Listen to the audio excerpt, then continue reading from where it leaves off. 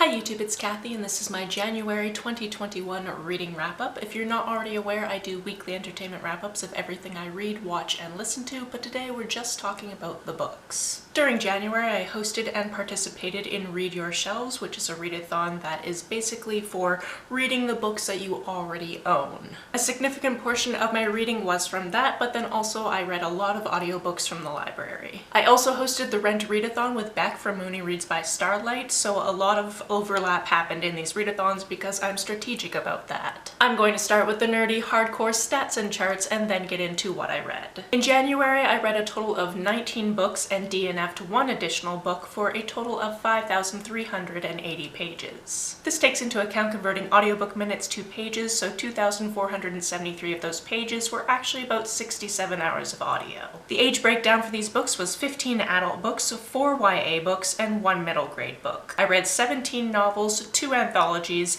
and 1 graphic novel. This month, the biggest chunk of what I read was non-fiction, followed by contemporary and historical fiction, with some horror, thriller, sci-fi, fantasy, and science fantasy thrown in. Adjusting by page count doesn't seem to matter much. Half of these books were from my own shelves, but the other half came from the library, mostly in the form of audiobooks. I read 9 paperbacks, 8 audiobooks, 2 ebooks, and 1 hardcover. About half of my books were in the 200 to 400 pages range, and although the majority were published in the last decade, I had a couple of older titles as well. Almost all of these books were by female authors, but the genders of the protagonists is a much more complicated graph. In terms of setting, most of these books were set in the United States, but I did have a read each from Canada, Mexico, and a fantasy world. In terms of diversity, I had just as many reads that had no discernible diversity as I did reads that had intersections of diversity, including race, ability, original language, and LGBTQ+ books. In terms of star ratings, this month I had 1 2-star book, 1 2.5-star book, 3 3-star books, 1 3.5-star book, 7 4-star books, 1 4.5-star book, and 6 5-star books. Let's start with the lowest rated read and work our way up to the highest, shall we? Also, I'm just gonna put it out there that the camera angle will change throughout this video because this is the video that takes the longest each month to film, and my camera battery will die at some point. First, we have my 2-star read, which is Teaching a Stone to Talk. This is the book I DNF'd, and I know it seems really weird to give a star rating to a book that you didn't finish, so any book I don't finish, and I'm finishing it because I'm not enjoying it, I always just give it 2 stars just so it fits somewhere in my scale and I remember to talk about it even though I didn't complete it. This is a book of essays. I got 2 or 3 essays into it and I just really wasn't enjoying the writing. It really wasn't for me, and that's why I put it down. My 2.5-star read this month was a reread, and that was Scavenger Hunt by Christopher Pike. This is an 80s horror book for teens, and it is super weird and obviously problematic in today's light. I'm going back and reading these as nostalgia and not because I expect them to be good. This book is about Carl, and he wakes up on the day of a school scavenger hunt and he gets drafted into one team and another team wanted him and they end up being in competition, and then everything just kind of goes super sideways. And the bad guys are bad in a way I just really did not expect. This is one of those books where if it was going to make sense in a way that people would be able to guess what was going on, it would have to be expanded, which I wouldn't be opposed to at all. It was entertaining for what it is. However, obviously there's always problematic content in these books because this one was published in 1989. We have the problem of it being very much from the male gaze. We also have some anti-Indigenous content. It was just like one line, but it was there, and it was like, but why would you need to even include that? You didn't need to, and yet you did. Also, I can't remember a specific case of this, but I'm sure there was some fat phobia in there because there's been fat phobia in all the other rereads I've done from this author so far, so I just assume at this point. Something I've also noticed in all my rereads is each of the books tend to have somebody who is disabled or disfigured in some way, but obviously this isn't the place to go if you're looking for really good representation in that. It feels like he tried at least, but I can't speak to how great that representation is. In the case of this book, there was a character in a wheelchair. On to my 3-star reads, the first one being How Poetry Can Change Your Heart. This is a very short book basically telling you that poetry is for everyone, and if you think it's not for you because it's some highfalutin form of art or whatever, just ignore that and find the type of poetry that works for you. All of the advice in this, I kind of could encapsulate it and bring it out to just a love of reading as opposed to why I should specifically read poetry. And there were sections in this that were weirdly technophobic, so I was talking about how it's horrible that people are just reading things on their phones these days, and I was like, I'm reading this on my phone. Why? Why? I know that this volume has proved helpful for other people, but it just wasn't for me. Next we have Faces in the Crowd, and this one is incredibly difficult to describe. We have a few different points of view, and it takes you a little while to figure out which point of view you're reading from because they're not marked in any way. Also, it seems like you start with 2 points of view, and by the end I think we had about 4 points of view. This is one of those books where I was enjoying the experience of consuming it while I was consuming it, but also I feel like I'm not intelligent enough to get all of the things that it was trying to convey. We start off with this one woman at 2 different points in her life. One when she's younger and she's working as a researcher and a translator for Spanish books into English in America, and then at a point later in her life when she's back in Mexico and she has kids and she's writing a story and her husband is weirdly reading it. There's also this mystery with having to uncover something about this poet's past and all of these types of things. Again, I wasn't smart enough to get everything this book was trying to say, I don't think. Next we have The Wicker King. I went into this book only knowing that there is a bi-protagonist and that the pages get darker and darker as you go on in the book, and that is a really cool gimmick. I really enjoyed that. As these characters are getting further and further into mental health issues, it is getting darker and darker and darker. Cool gimmick, I enjoyed that. I didn't enjoy this book as much as the other K. Ancrum book that I read, which is The Weight of the Stars. I have a reading vlog for that one. I cry in it. I thought I was going to read it over 3 days and I read it in a night, so that exists if you want to go see it. This book is about these 2 characters that have known each other since childhood, and they have this really strange codependent relationship, and you start out the book knowing that there is an arson, or at least an arson attempt, and then you don't really know how they got there, so it kind of Tarantino's itself, where you know it's going to end with this event and then you go back for a little while and try to see how the characters got there. Again, I can see why people absolutely love this. For me, the chapters were just a little bit too staccato, and when I didn't really understand enough about the characters to fully commit to them. That being said, I'm a fan of an interesting concept in a piece like this, and I enjoyed my time with it. My 3.5-star read this month was Spring Rain. This is a graphic memoir about the author's time living in Beirut for a semester in 2015. He was there for school. That is also where he did a lot of drugs with a lot of people that he met who were interesting. There were also bombings happening at the time, and it's also the time that he had his first queer experience. And he also had a mental health crisis, so it was a very busy semester for him. It always feels a little bit strange to put a star rating on somebody's lived experience, so just know that I feel weird about it. I just kind of throw one in there so it fits onto my chart, and in terms of enjoyment, that's about where this fell. I learned a little bit about Beirut, I learned a little bit about the culture there. It was interesting to see his background and kind of how his life went after this point. And ultimately, this was worth a read. On to my 4-star books, the first one being V. This was part of the One eRead Canada initiative, which I guess is something they do every year, where libraries throughout Canada will have one ebook that you can either get as an audiobook or an ebook, and there's absolutely no wait time for the month of January. When I saw this was an initiative, I went, I will read whatever that is because I just want to feel included. I have no idea what I'm getting myself into. This book is historical fiction loosely based on the experiences of the author. It is fiction, but you can see where it's drawn from. The author, much like the protagonist, was born in Vietnam, escaped from Vietnam, and eventually moved to Quebec, Canada. An interesting thing about this audiobook is it is read by the author, and English is at least her 3rd language, because we have Vietnamese and then French and then English, so you get this layering of accents that was really interesting to listen to.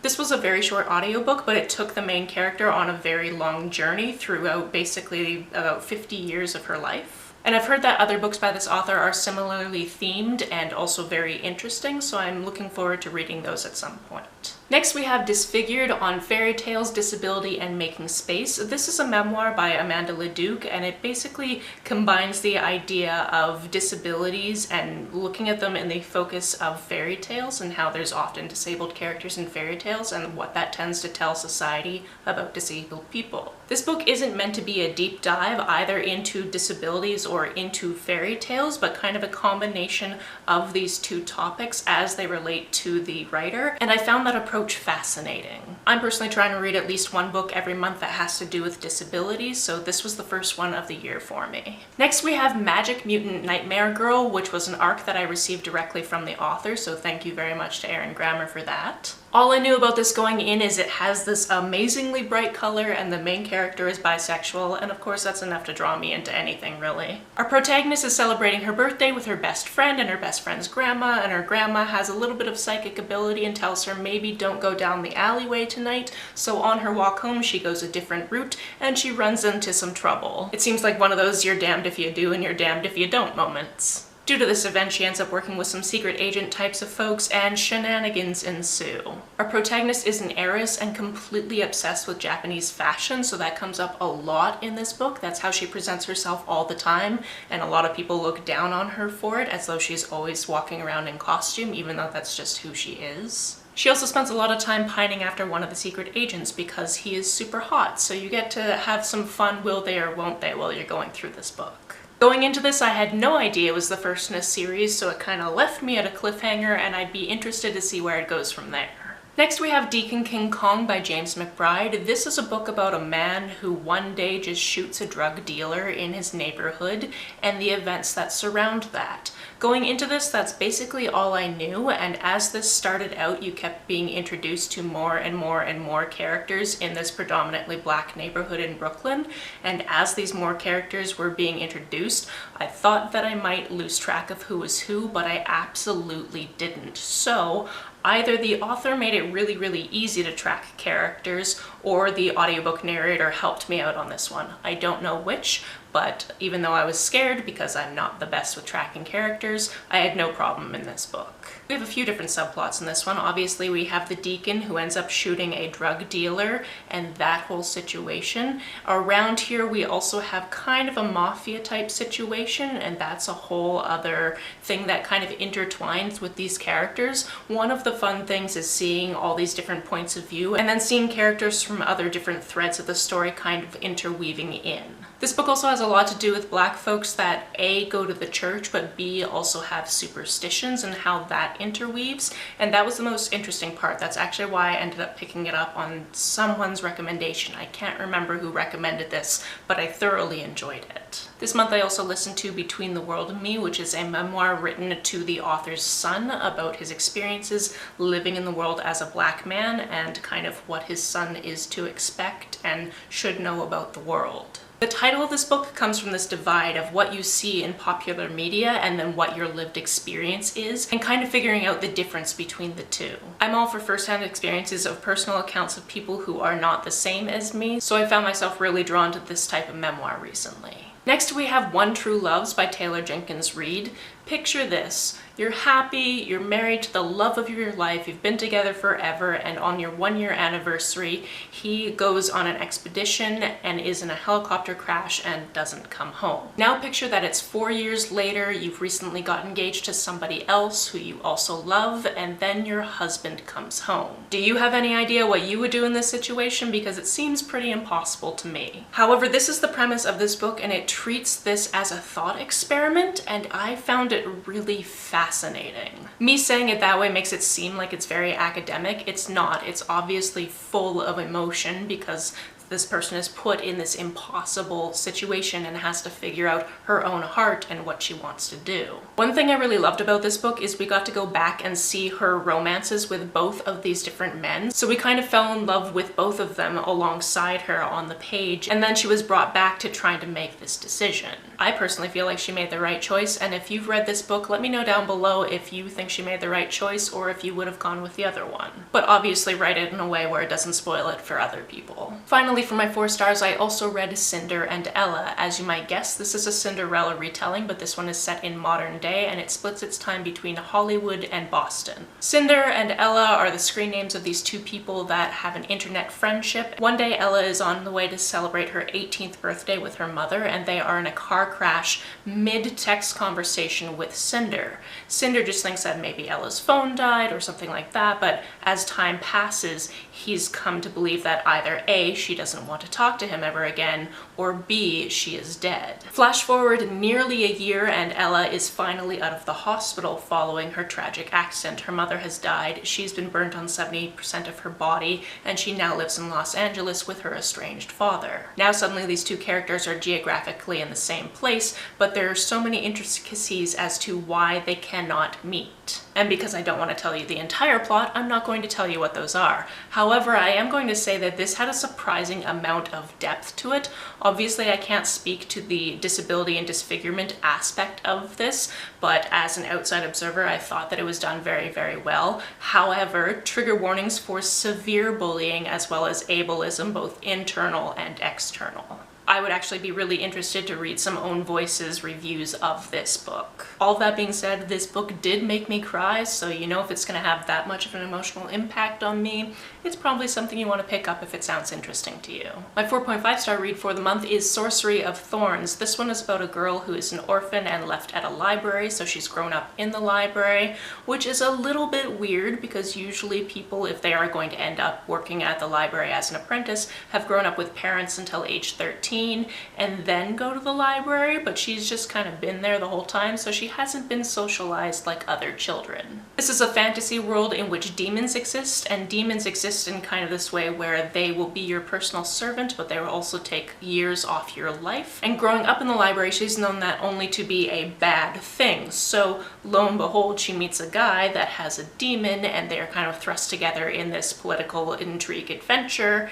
and shenanigans ensue. Obviously, I was predisposed to like this because it is a very bookish book, and I love bookish books, but it's also written very well. I really came to enjoy the characters and the mystery of what was going on and what was kind of trying to damage the world they live in. This is the first book I read this month, so the details are getting a little bit hazy, but I remember really enjoying the way that the magic worked and kind of the trust that these people had to have with each other, and the romance was cute and all that type of thing and didn't take center stage, which is important because in these big political intrigue things, if you're only focusing on that and all these other things are happening, it becomes a little bit weird. But this book didn't do that. It was kind of a great balancing act for me. On to my 5-star reads, the first one being We Dream of Space, which was my middle grade book this month. This one takes place in 1986, a few months before I was born. And the protagonists are these 3 characters. They're siblings. 2 of them are twins, and then one is a brother who is a year older. However, because he was held back, they are all in the same grade at school, and they all have the same science teacher, although at different times. This book is interesting because it really played with the idea of needing space, whether it be space as in outer space, because this is the point when the Challenger was about to launch, but then also needing space from the expectations of the people around you and that type of thing. It was brought up over and over and over in these very clever and subtle ways. Even though my partner edits space videos as a living, I don't have the greatest knowledge when it comes to what has been going on with space travel and all the history of NASA and that type of thing, but even I went, wait, Challenger, isn't that one that exploded? And yeah, spoilers for something that happened 35 years ago, that is the one that exploded, so I knew that I was going to be a little bit emotionally devastated because one of the characters is really into this space launch, gets the chance to see it live on television at school, and then obviously it didn't go well. So this book packed an emotional punch, especially because of the relationship between these characters and their terrible, terrible parents. Next we have I'm Still Here, which is another memoir by Austen Channing Brown, and if you're listening to the audiobook, it is also read by the author. This is about her experience, one, with her name, because she is a black woman and she has the name of a white man, which is a whole situation that is thoroughly discussed and explained near the beginning of the book, and her experiences working in corporate America and the frustration of always being looked over as though you're not the boss, even though you are, based on the fact that you're 1, a woman, and 2, black. This was another short, excellent memoir, and I highly suggest picking this one up because there's just so much information packed into such a tiny bundle. As promised, with 4 books left to go, my camera battery died. I'm so glad I have a charger and 2 batteries. It makes doing this so much easier. My next book is Miss Meteor by Taylor K. Mejia and Anna Marie McLemore. I love this collaboration. It's so good. I mean, that should go without saying. It's one of my 5-star books for the month, but let's talk about it. The 2 point of view characters used to be best friends but no longer are, and you don't really know why they fell out until you've read through the book. One of them is a girl who is literally made of stardust and whose body is returning to stardust, so her time in the town of Meteor, New Mexico is very short and finite and about to end. And she thinks she might be able to save herself if she wins the Miss Meteor pageant, which will be a challenge because everybody who's ever won that pageant is beautiful and blonde and tall and thin, and she is not. Her ex-best friend has been hiding a secret for ages, and one of her biggest tormentors is also entering the pageant, and she just wants to make sure that her tormentor does not win the pageant, so she wants to team up with her ex-best friend to make sure that doesn't happen. Even though each of these characters does have their own romance, the biggest relationship at the center of this is their friendship, and I absolutely love that. I actually did an unboxing and reading vlog for this one, so I'll be sure to post that down below in case you're interested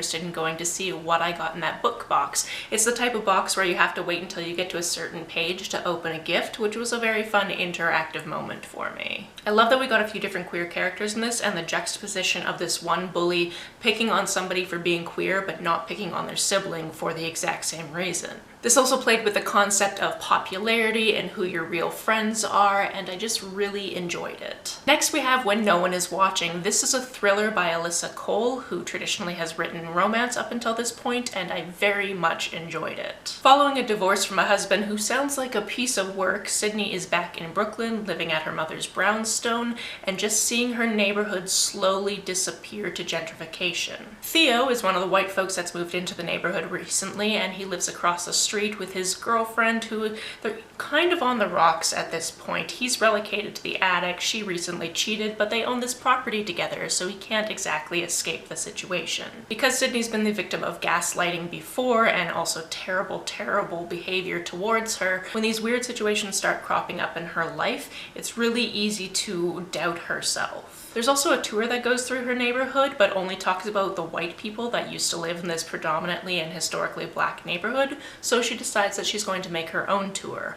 I personally really love that aspect of it because I used to be a tour guide, and tour guiding is one of my favorite jobs I've ever had.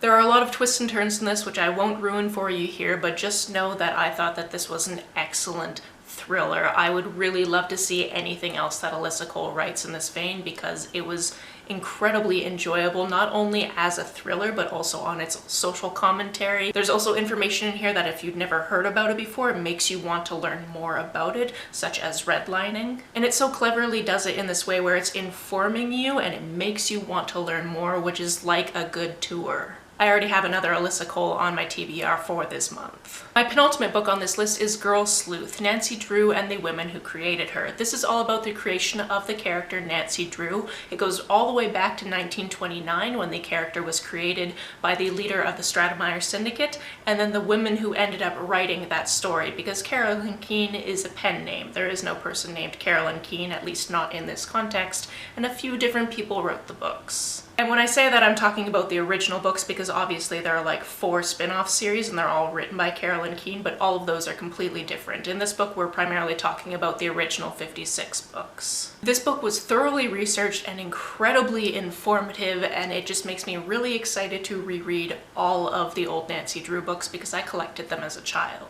I've been wanting to reread them for ages, but knowing that this book existed, I wanted to read it first before I went into rereading all of them, just so I had more historical context for what was going on while these stories were being written and published.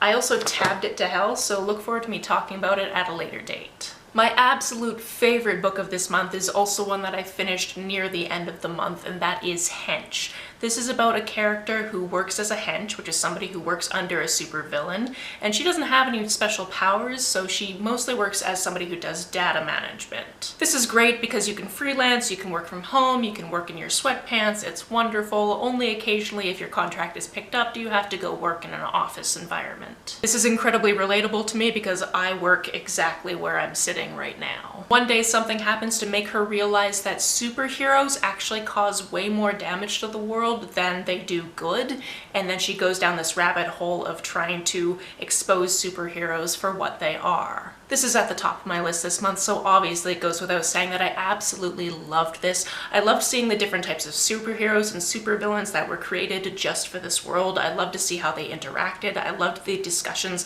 of property damage and years lost, and you wouldn't think that spreadsheets and math would make something super interesting to me, but they really did. Also, the types of jobs that she ends up doing were both extremely funny and also made a lot of sense and just really drew me into the story. This is one of those books where I think I'm going to have to get my own copy, and I'm definitely going to reread it and tab it all up because it was so very enjoyable. Additionally, as part of this world, there were queer characters here, there, and everywhere, which was wonderful. There were even background characters that transitioned, and if they were a superhero, sometimes that meant changing their name, which was just great to see as a part of this world that is completely accepted. Do yourself a favor and read this book. If you like audiobooks, this one is narrated by the same person that narrated Reign of the Fallen and Song of the Dead, which is how I knew this voice, and I had to look it up and I went, oh yes, it's her. I love her voice. Especially for this type of Grady sarcastic character. If you want to hear me talk more about these books, or other books for that matter, the playlist for my weekly entertainment wrap-ups is always listed down below. Have you read any of these? Let me know about it down in the comments below. On the way down to the comments, if you hit that subscribe button, that would be very nice of you. If you don't feel like leaving a comment but want to make sure that I know you were here, just leave me an emoji or a smiley face if you're on your keyboard. Some people have asked if there's a way to financially support this channel, so I recently set up a Ko-fi account, which is a digital tipping service. The link for that is down below, as well as the link to my PayPal or my Amazon wishlist in case you would like to buy me a book. You can like and share this as you see fit, and I will see you very soon. Bye!